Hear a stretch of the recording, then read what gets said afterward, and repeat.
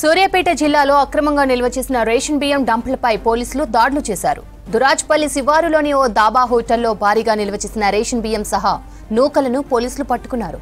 తమిళనాడుకు అక్రమంగా సప్లై చేస్తున్నట్లు గుర్తించారు.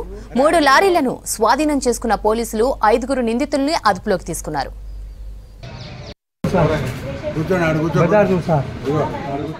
సూర్యాపేట జిల్లాలో అక్రమంగా నిల్వ చేసిన రేషన్ బియ్యం డంపులపై పోలీసులు దాడులు చేశారు. దురాజ్పల్లి శివారులోని ఓ దాబా హోటల్లో భారీగా నిల్వ చేసిన రేషన్ బియ్యం సహా నూకలను పోలీసులు పట్టుకున్నారు.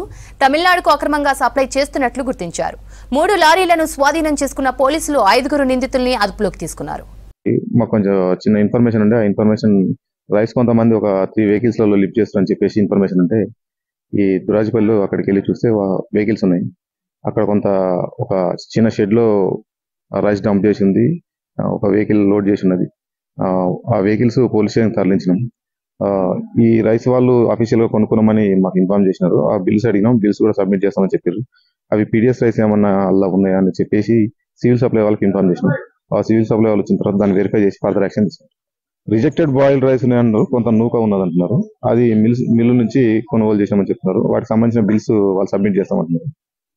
సివిల్ సప్లై వచ్చిన తర్వాత అది పీడిఎస్ రైసా లేకపోతే రిజెక్టెడ్ బాయిల్ రైస్ అని చెప్పేసి కన్ఫర్మ్ చేసిన తర్వాత ఫర్దర్ యాక్షన్ తీసుకుంటాం. దాంట్లో కొంత కాల్షియం స్టోన్ అని కలుపుతున్నారు. అగ్రికల్చర్ ఆఫీసర్స్ కూడా ఇన్ఫార్మ్ చేసినాం. వాళ్ళ ఒపీనియన్ కూడా తీసుకుంటాం. ఫర్దర్ గా దాంట్లో కూడా ఏమన్నా